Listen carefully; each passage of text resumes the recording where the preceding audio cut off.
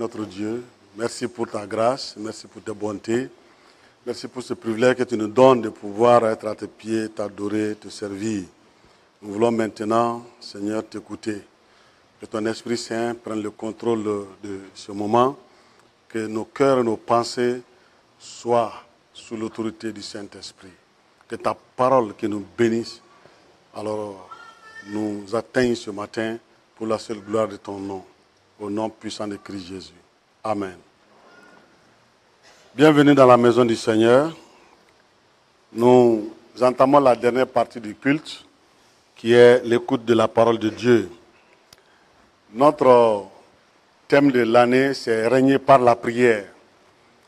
Et nous avons dit que c'est bon de connaître le Dieu que nous prions. Et nous avons parlé de l'omnipotence de Dieu, de l'omniscience de Dieu et de l'omniprésence de Dieu.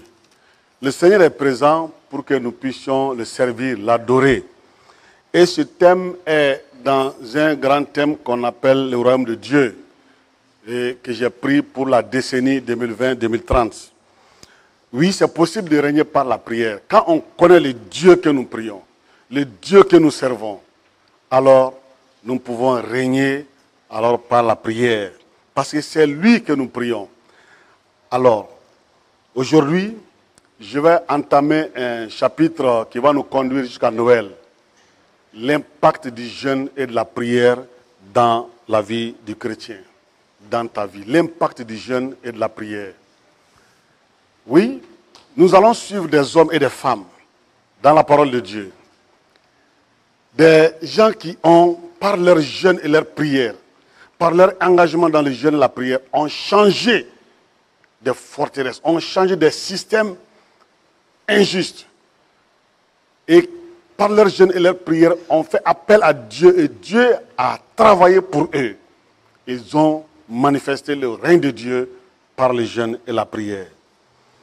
En commençant aujourd'hui, nous allons parler de Esther, chapitre 4, verset 14 à 16, et aussi d'une parabole de Jésus-Christ que nous allons trouver dans Luc 18, verset 1 à 8.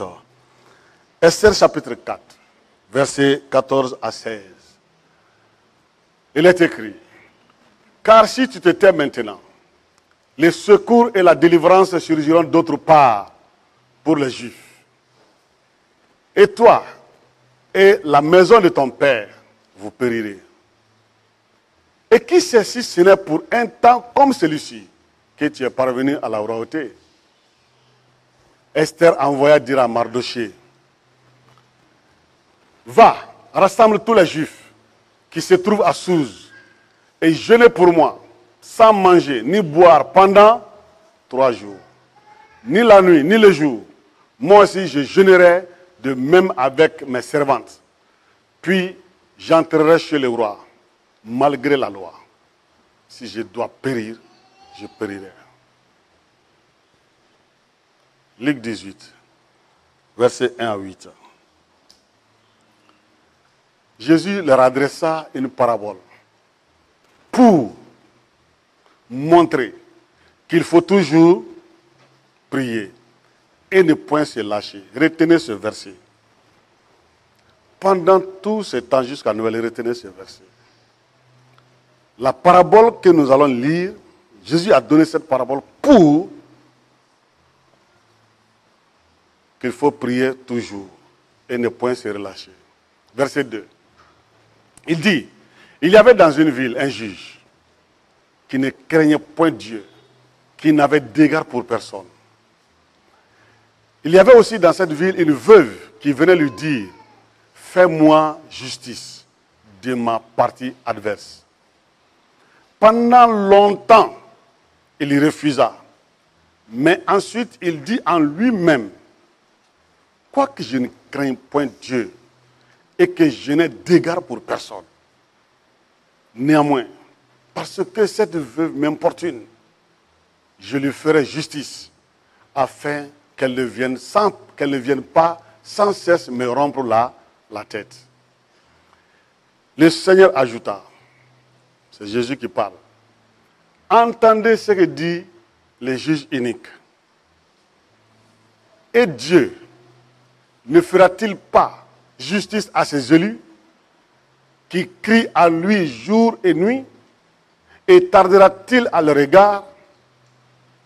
Je vous le dis, il leur fera promptement justice. Mais quand le Fils de l'homme viendra, trouvera-t-il la foi sur la terre? Que Dieu bénisse la lecture de sa parole. Le but de Jésus pour cette parabole, c'est de nous dire qu'il faut toujours prier et ne point relâcher. Toujours, ça veut dire quoi?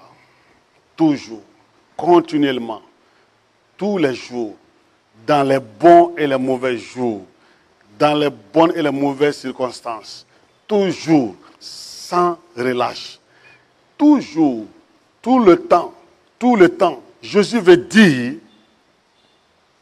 que nous ne devons pas arrêter de prier. Qu'est-ce qui fait qu'on peut se relâcher de quelque chose? Quand on est fatigué ou quand on est découragé. Frères et sœurs, ne permettez en rien au monde de vous décourager dans la prière et de vous amener à relâcher la prière. Parce que la prière, c'est votre vie. Si vous relâchez, vous ne vivez plus spirituellement. Le but de la parabole de Jésus est clair. Nous avons beaucoup de circonstances autour de nous qui peuvent nous amener à relâcher la prière, à nous décourager. Des comportements qui peuvent venir les uns des autres. On peut même entendre des enseignements contre la prière et les jeunes qui peuvent vous décourager. Ne permettez pas à quoi que ce soit de vous amener à relâcher la prière. Jésus veut dire par ce verset et par cette parabole que nous devons faire de la prière notre mode de vie. C'est tout. Un principe de vie. Chacun de nous a un principe de vie. Jésus veut dire, si vous voulez vivre spirituellement, voici la clé. La prière. Voici la clé. Ce chapitre que nous allons commencer, si vous l'écoutez attentivement, ça va changer votre vie de prière. Et ça va amener un grand changement dans votre vie. Parce que l'activité la plus importante dans votre vie, c'est la prière. C'est la prière. Ce n'est pas la louange, ni l'adoration. Et ils suivent la prière. Parce que Dieu a dit, ma maison sera appelée une maison de... Pas une maison de louange et de chant. Une maison de prière. Dieu a voulu avoir une maison de prière sur la terre. Il veut que ceux qui lui appartiennent dépendent de lui. C'est ça la prière. Et quand vous vous fatiguez de ça, ça veut dire que vous dépendez d'autre chose. Et là, Dieu n'est pas votre Seigneur. Je vous ai parlé du mot Seigneur. On dépend du Seigneur. Et c'est pourquoi Dieu a dit encore, c'est votre corps que je veux maintenant. Je veux que votre corps soit pour moi une maison de prière. Le juge dont Jésus parle dans cette parabole ne connaît pas Dieu.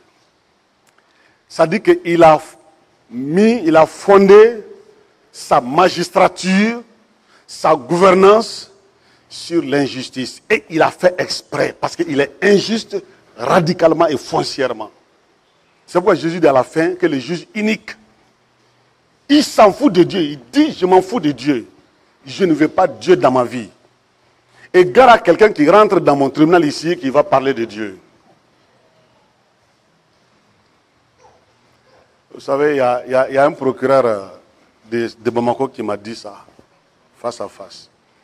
Il me dit, pasteur, j'ai le droit de mettre qui je veux en prison, même si je mens sur toi. Personne ne peut me faire quelque chose. C'est au juge de te blanchir et ça ne me dit rien. Le procureur est encore vivant. Ce juge ne connaît pas Dieu, il s'en fout de Dieu. Non seulement il s'en fout de Dieu, mais et les hommes, il s'en fout des hommes. Il dit, dans ma ville ici, je suis le Seigneur, je suis le roi. Quand je dis c'est blanc, c'est blanc. Quand je dis c'est noir, c'est noir. Qui peut me faire quoi? C'est vous qui avez besoin de moi, je n'ai pas besoin de vous. Voici le système injuste sur lequel ce juge a fondé son travail, sa magistrature. Et Jésus dit qu'il y avait aussi dans cette ville une femme veuve qui avait besoin de justice et qui venait chaque jour le voir. Fais-moi justice de ma partie adverse. La veuve, elle est faible. Et quelqu'un a piétiné son droit.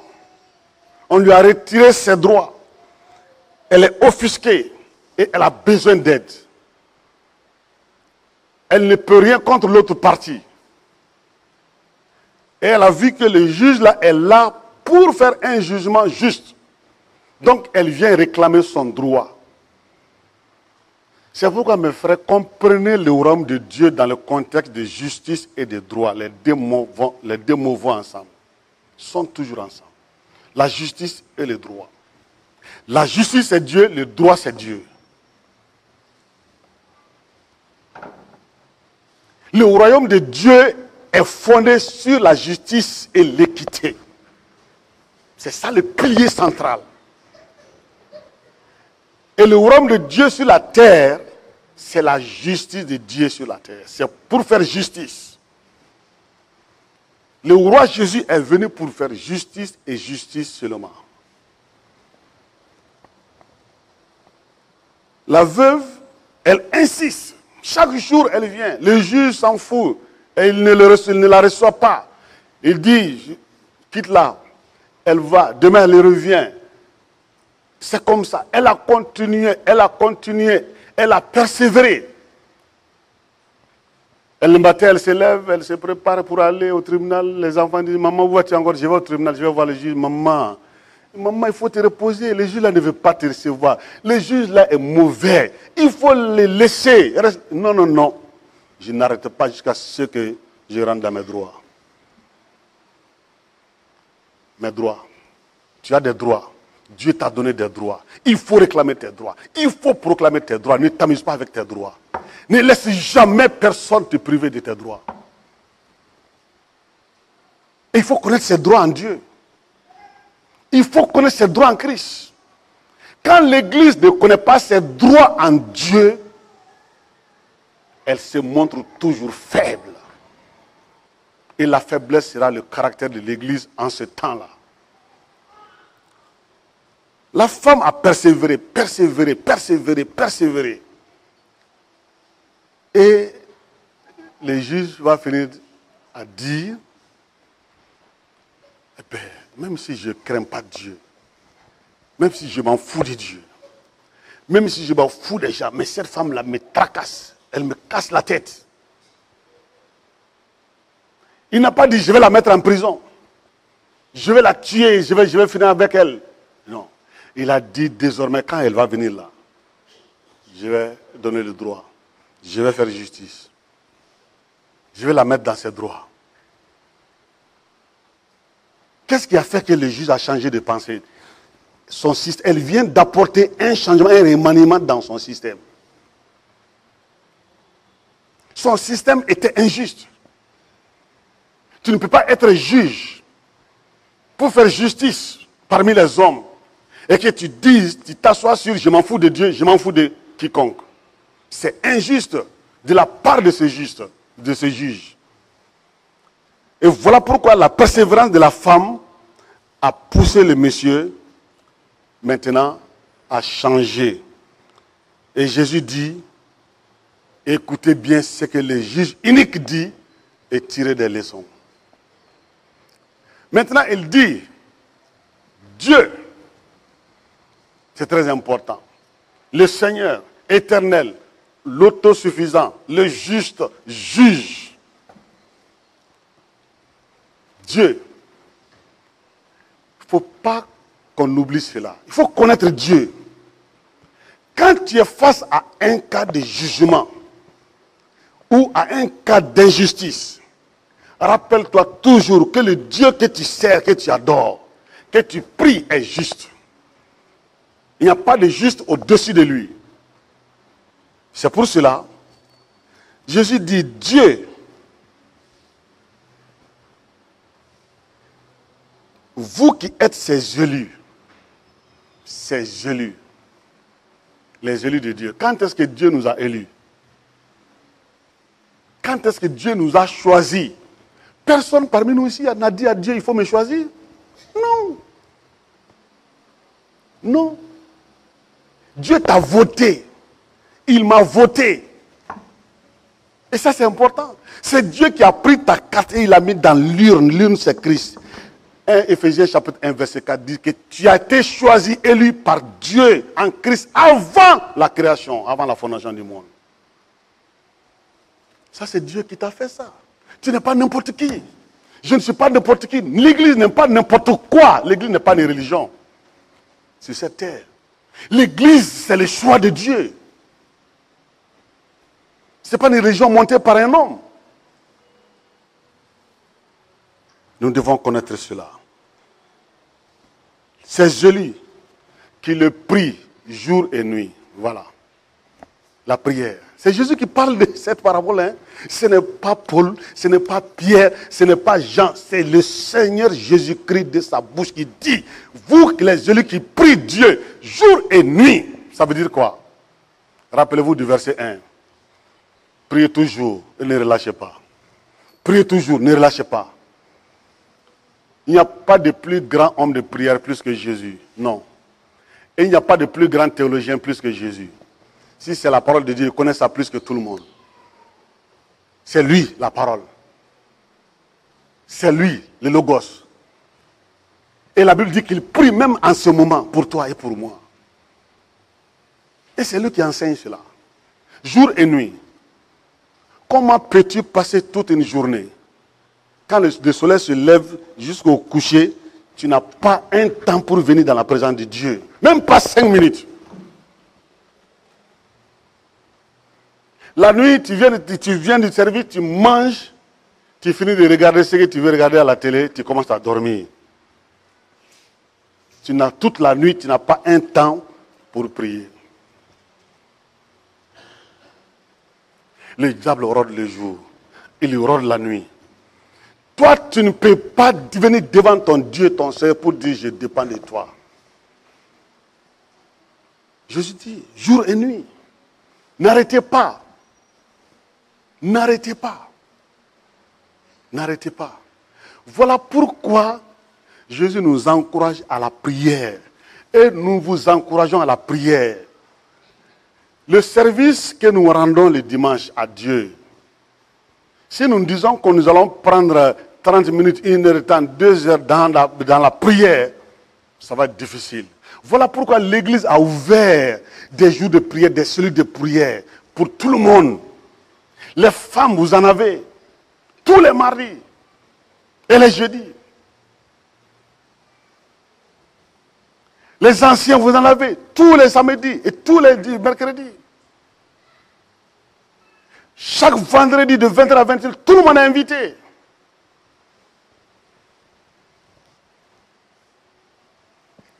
Vous savez, si vous ne pouvez pas prier avec les autres, ça veut dire que vous ne pouvez pas prier même seul. Et regardez, tous ceux qui ne prient pas prier avec les autres, ils sont très faibles dans la prière individuellement. Tu ne peux pas être brillant dans la prière seul et fuir les cellules de prière. Quelle raison tu peux avancer devant Dieu? Je suis fatigué, je n'ai pas le temps, je suis loin, que tu ne viens pas à la réunion de prière. Jésus dit, il ne faut pas arrêter de prier. Il ne faut pas arrêter de prier. Et c'est ce que la dame a compris. Sa persévérance a ouvert, a amené un changement dans le système méchant et injuste du juge. Et Jésus va dire à la fin, est-ce que quand je vais venir sur la terre, quand je vais revenir là, je vais trouver la foi sur la terre? Nous avons donné beaucoup d'interprétations à ce verset. Mais écoute-moi bien ce que je vais te dire. Il y en a qui pensent que Jésus est en train de dire, se pose la question, est-ce qu'il va trouver la foi sur la terre? La foi en Christ, c'est le salut. La Bible est claire. Jésus l'a dit, je reviendrai vous prendre. Je m'en vais vous préparer une place. Et je reviendrai vous prendre avec moi. Je reviendrai moi-même. Je ne vais pas envoyer un ange, ni quelqu'un, ni un prophète. Je reviendrai moi-même. Paul l'a enseigné plusieurs fois. Jean l'a dit dans l'Apocalypse. Jésus viendra nous prendre. Et si Jésus viendra prendre des chrétiens sur la terre, il viendra trouver la foi sur la terre. Mais le problème ici, il faut rester dans le contexte. Le contexte est une situation injuste. Et seule la foi dans la prière peut apporter un changement dans cette situation. Jésus se demande, est-ce que je viens trouver qu'on est en train de donner cet enseignement à mon église? Est-ce que mon église ne va pas tomber dans la religion, dans les rituels, des longs rituels? La foi agissante, la foi qui fait déplacer les montagnes, la foi qui appelle Dieu à se lever et travailler pour toi, c'est ce qui fait la différence entre l'église et les religions. Les religions n'ont aucune foi qui peut déplacer une montagne. C'est pourquoi quand nous devenons un chrétien intellectuel, on va expliquer tout intellectuellement et puis ça s'arrête là. Ça ne fait pas d'effet, d'impact dans la vie. Ne vous amusez pas avec la foi.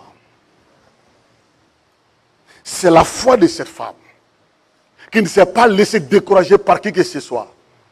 Pas même le comportement du juge, qui lui a donné la persévérance, qui a fait que Dieu s'est levé et Dieu a mis sa main dans le système injuste du juge et il a manipulé en faveur de la femme. Jésus viendra trouver la foi sur la terre. Mais est-ce que la foi qui s'accroche et qui décroche, la foi qui tient, qui ne se décourage jamais, malgré les comportements, malgré les propos, malgré les messages, la foi qui s'accroche, même pendant des années, jusqu'à ce qu'il décroche la chose. C'est ça. Aujourd'hui, nous vivons un temps où l'Église est en train de manquer cette foi-là. C'est cette foi que Jésus parle. Il est dit, encore dans Luc chapitre 11, avec cet homme qui va taper la porte. C'est pourquoi dans Matthieu 7, il dit, frappez, continuez de frapper, ne vous arrêtez pas jusqu'à ce que la porte soit ouverte. La porte de ce juge-là a été ouverte. La femme est rentrée. Le juge a fait le jugement et il lui a donné raison. Si elle s'était découragée et abandonnée. La foi, c'est quoi? Le jeûne et la prière et la foi vont toujours ensemble. Toujours ensemble. Jésus, il veut que cela soit enseigné dans chaque génération. Tous les jours à son église. Et je vous l'enseigne aujourd'hui. Pour que vous puissiez comprendre cela et vous accrocher. N'abandonnez pas la prière. Priez avec foi. Priez le Dieu que vous connaissez. Votre foi va amener Dieu à travailler pour vous. Qu'est-ce que Dieu vise? Psaume 103, verset 6. L'Éternel fait justice. Il fait droit à tous les opprimés. L'opprimé, c'est celui qui a besoin d'aide, qui n'a personne pour le défendre. C'était le cas de cette femme. Dieu l'a aidé. Le Seigneur travaillera pour vous afin de vous faire justice. Si vous êtes opprimé, vous êtes victime d'une injustice, criez à Dieu, demandez justice, demandez, réclamez votre droit. Le Seigneur se lèvera et il travaillera pour vous. Dieu est prêt à travailler pour toi, il est prêt à travailler pour son église. Jésus a dit, je suis venu pour servir. Je suis votre serviteur. Dieu est devenu notre serviteur. Et il est prêt à le faire encore. Mais est-ce que tu le veux? Est-ce que tu cries à lui jour et nuit? La prière dans ce contexte, c'est appeler la justice de Dieu. Ce n'est pas donne-moi à manger, à boire, donne-moi des vêtements. Mon frère, si tu as du travail, si tu travailles, tu as un salaire. Tu te payes à manger, non? On n'a pas besoin de prier pour ça. Tu peux te payer des habits, tu peux te payer le véhicule que tu veux si tu travailles. Et la Bible est claire, Paul dit, celui qui ne travaille pas ne doit pas manger. Dieu dit, je bénis l'œuvre de tes mains. Et tu ne veux pas travailler. Et tu pries que Dieu te donne à manger. Jésus dit que ça, c'est le travail, la demande des païens dans Matthieu. Il dit, c'est les païens qui prient pour ça. Nous ne sommes pas des païens, nous connaissons un Dieu, le vrai Dieu, le Seigneur. C'est la justice qui a fait qu'il est venu Emmanuel sur la terre. Il est venu pour faire justice. Et l'Église est là pour la justice sur cette terre. Que les hommes reviennent à Dieu, à Christ, c'est ça la justice. Satan les détient injustement. Et nous devons les amener. C'est pourquoi la mission est importante. Si tu deviens un vrai adorateur, en esprit et en vérité, Dieu dit, je travaillerai pour toi. Je vous dis, lorsque vous jeûnez, vous priez, vous aurez des résultats extraordinaires. Parce que Dieu veut faire des exploits avec chacun de nous. Dieu fera justice. Jésus l'a dit. Il va le faire rapidement, promptement. Il va se dépêcher pour nous faire justice. Alors, l'injustice est la force des ténèbres. Quand vous voyez quelqu'un dans l'injustice, il travaille avec le diable. Ne doutez même pas sur ça. L'injustice, c'est la force des ténèbres. C'est le diable qui est l'injuste. Adam et Ève étaient en paix avec Dieu. Mais quand l'injuste a pénétré dans leur foyer, il les a amenés à donner dos à Dieu. Voilà le premier acte d'injustice. Toute injustice est diabolique. C'est pourquoi nous devons veiller à notre comportement. À notre comportement. C'est le moteur du diable, l'injustice. Et la justice est la force de Dieu. C'est le bras de Dieu. Voilà. Personne n'a le droit de vous priver de vos privilèges spirituels. Personne. Vous avez des promesses en Dieu, des promesses en Christ. La Bible nous fait des promesses et c'est notre droit. Tout système d'injustice basé, alors, dans une société ou dans une famille, sera défait par Dieu, le juste. Parce que Dieu hait l'injustice. C'est pourquoi nous ne devons pas aimer l'injustice. La justice fera en sorte que les gens qui ne t'aiment pas viendront pour te servir, pour te donner tes besoins. Le monsieur, il a agi. Est-ce que tu es prête pour ce genre de miracle dans ta vie? Dieu est prêt, mais est-ce que tu es prête? Alors Dieu dit, je travaillerai pour te défendre. Si tu pries pour la justice. Esther, voilà une femme brave, une femme courageuse, une femme puissante. Vous connaissez le contexte de Esther. Elle est devenue reine du roi Assuérus. Alors, le roi aussi a bâti un système de gouvernance. Il dit, je suis le seul seigneur dans mon royaume. Si jamais quelqu'un ose entrer chez moi sans que je l'appelle, tu es mort. Ça, c'est juste ça. Il a appliqué cette loi même sur sa femme, sa propre femme. Mesdames, les dames, si votre mari vous dit, si je rentre dans la chambre, si jamais tu rentres sans taper que je dise oui, je vais te chasser. Tu seras d'accord? Répondez-moi, les femmes. Vous serez d'accord? C'est injuste ça.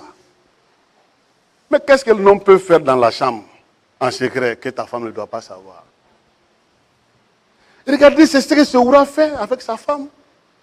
Esther n'a pas le droit de rentrer chez lui, dans sa chambre, dans sa maison, sans qu'il n'ait besoin d'elle. C'est injuste ça. Et à côté du roi, il y avait un homme, Aman, que le roi a élevé. Il est devenu tellement orgueilleux, injuste, il veut être adoré. Il veut avoir les mérites du Seigneur. Et quand il sort, il veut que tout le monde l'applaudisse, Aman, et que les gens se mettent, les gens se plient pour lui. Et il y avait le vrai adorateur en esprit et en vérité, Mardoché, qui dit jamais je ne plierai les genoux devant un homme. J'appartiens à Yahvé. J'appartiens à Jéhovah, l'Éternel. C'est lui, mon Seigneur. C'est à lui que je donne tous les mérites de ma vie. Et Aman programme de tuer Mardoché. Le suspendre dans un bois, sur un bois qui est long de 25 mètres, 50 coudées. Alors, il dit, je ne vais pas m'arrêter là. Mais toute sa race là, les Juifs là, je vais les massacrer. Et il a décrété un génocide. Il a mis le plan en marche tellement que ça ne pouvait pas échouer. Et regardez ce système d'injustice. Qui a le droit de tuer les autres? Dieu n'a donné l'autorisation, le droit à quelqu'un de tuer un autre. Il a dit, tu ne tueras point. C'est cette situation d'injustice qui était là dans le royaume.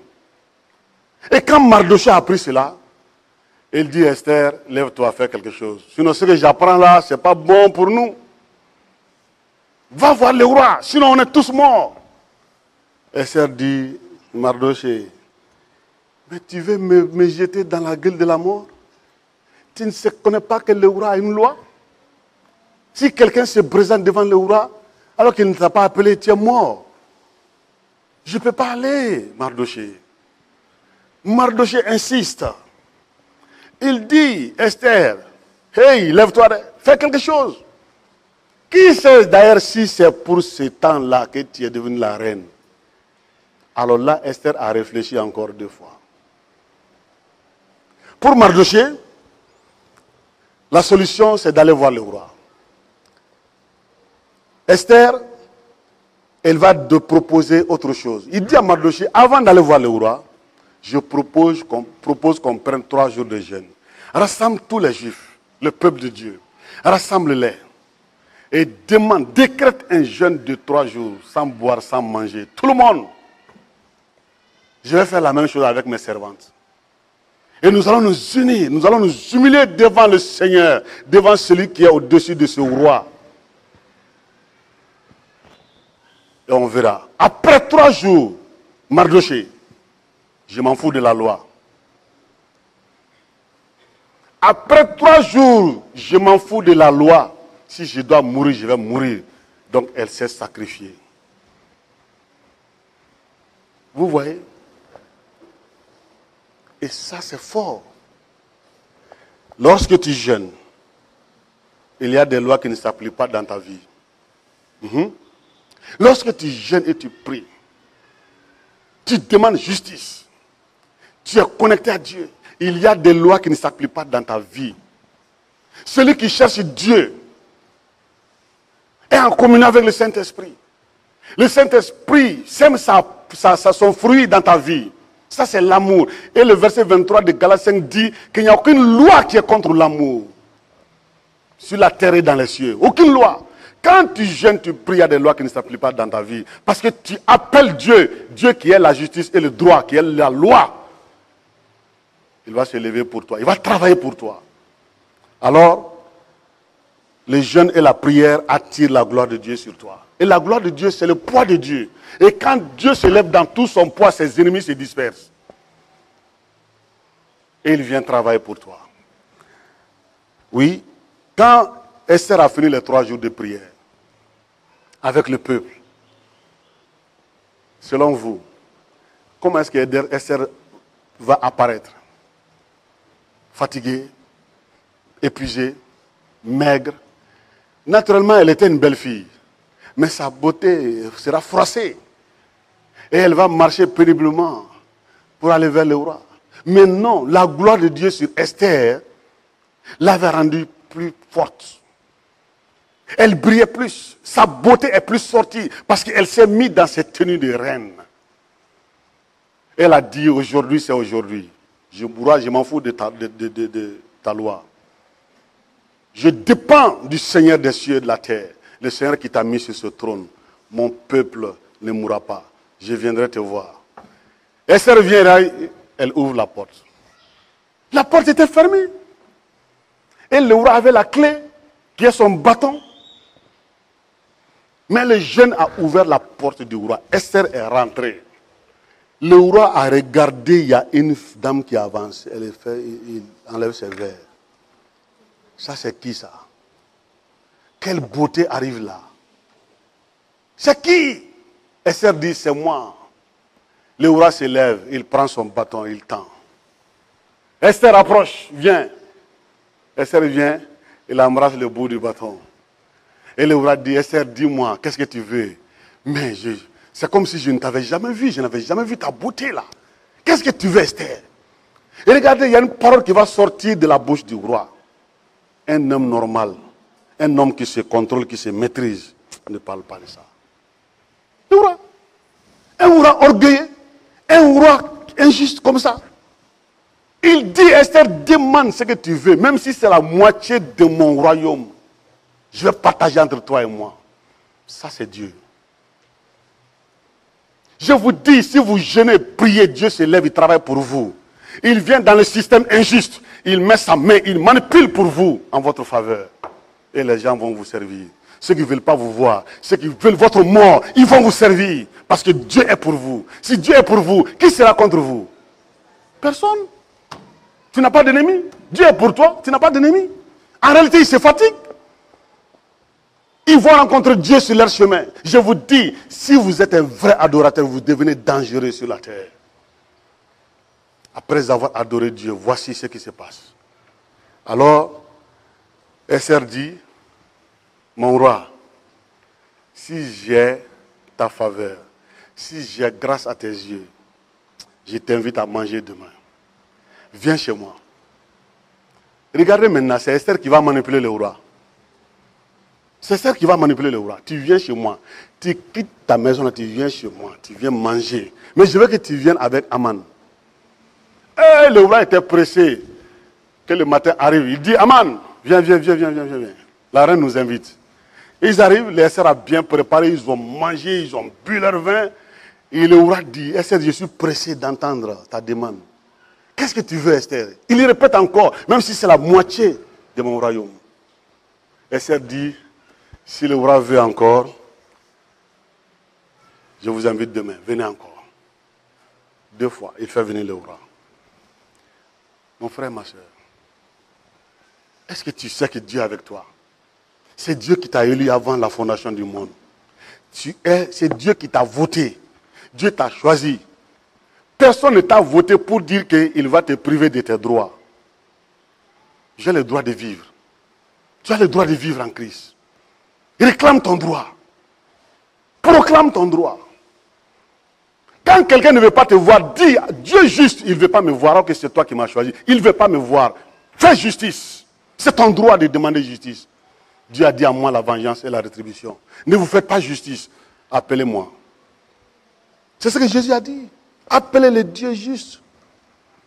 Et il s'élèvera, il va travailler pour vous. Alors, le roi, il vient le 2e jour.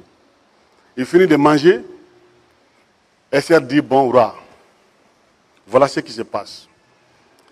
Il y a quelqu'un qui a mis un système de génocide en place contre moi et mon peuple. Nous sommes vendus. Nous sommes tués. Nous sommes égorgés. La personne veut nous tuer tous. Le roi se lève. Quoi, Esther? Qu'est-ce que tu me dis là? Qui est en train de faire ça? Dans mon royaume, ici chez moi, qui? Dis-moi, c'est qui? Esther dit, roi, c'est l'homme là qui est à côté de toi. Aman. Le roi dit, Aman, c'est toi qui fais ça? Aman, c'est toi! Tellement que le roi s'est mis en colère, il a ramassé ses boubous et il est parti d'abord dans son jardin. Pour digérer ça d'abord. Qu'est-ce qu'il va faire, Aman? Aïe! Et quand il se retourne pour venir, il vient trouver Aman est en train d'aller vers Esther, prendre les pieds d'Esther. Il dit, ah bon, tu as le courage encore de violenter ma femme chez moi? Vous voyez? Et quand le roi a dit ça, les soldats ont pris Aman. L'ont mis le chapeau sur sa tête.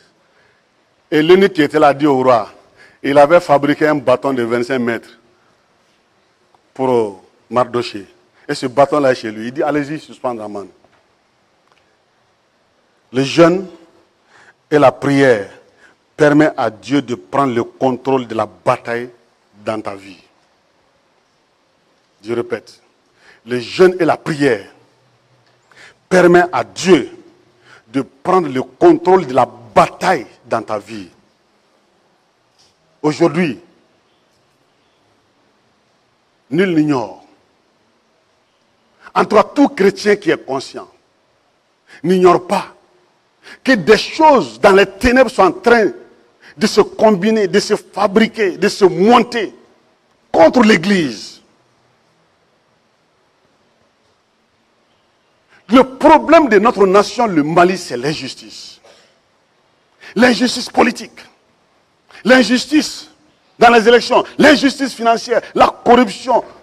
Et regardez, le vol. Comment quelqu'un devient un patron dans le pays, en un an, il devient milliardaire. Toi, tu travailles pendant 20 ans, tu n'es pas milliardaire. Comment? Si ce n'est pas du vol. On a bâti un système qui fait qu'on n'ouvre plus des secteurs de travail pour les jeunes qui sortent de l'école. Mais ce sont les mêmes qui sont là. On fabrique des aigris dans la société. Quelle injustice. Regardez, la terre malienne est déjà, ça dit que la terre a tellement avalé de sang innocent. Des gens qui sont égorgés, tués, brûlés, leur bétail pillé. Quelle injustice. Qu'est-ce que nous allons faire? C'est le temps de jeûner et de prier. Ce n'est pas le temps des débats sur les réseaux. Hein. Arrêtez ça. Voilà, arrêtez ça. Ça ne change à rien. Regardez, tant qu'on ne fait pas appel à la justice de Dieu, le pays va toujours sombrer. L'injustice met une nation à terre. Et c'est ce que nous vivons aujourd'hui. Ce n'est pas la politique qui va changer ça. Ces politiciens, tant qu'ils ne défient pas, tant qu'ils ne changent pas leur système d'injustice, ça ne marchera pas. Et c'est l'Église qui peut appeler Dieu à la justice. Il est temps qu'on appelle Dieu à la justice. De jeûner et de prier pour cela. Dieu va faire justice. C'est ce que Habakkuk a fait. Il a vu l'injustice grandir tellement en Israël. Il a crié à Dieu, il a crié à Dieu. À un moment donné, il a pensé que Dieu n'est pas en train d'agir, Dieu ne le comprend. Il dit, jusqu'à quand, Seigneur, je vais crier à toi? Jusqu'à quand? Comment peux-tu continuer à voir l'injustice? Dieu a dit à Habakkuk, j'ai compris, je t'ai écouté, je t'ai entendu. Je suis en route. J'ai déjà préparé les Chaldéens, ils sont en train de venir. Leurs chevaux sont plus rapides que les léopards. Et tu sais comment ils tuent les gens? Ils vont venir corriger Israël. C'est là qu'Habakkuk n'a pas compris aussi. Il dit à Dieu, comment peux-tu corriger un injuste par un plus injuste? Donc tu cesses d'être Dieu? Parce que Dieu est l'injustice. Dieu dit non, Habakkuk. Monte ta garde. Continue à prier, tu verras. Quand ils vont venir là, le juste vivra par ça. Le juste vivra par ça. Ah oui. La foi, les jeûnes, la prière, la foi vont aller ensemble. Mon frère, ma soeur, tout système de gouvernance injuste sera défait par le Dieu juste. Et toute personne qui se pose en Seigneur seront défaits par le Seigneur Tout-Puissant. Régnons par la prière. Que Dieu nous bénisse.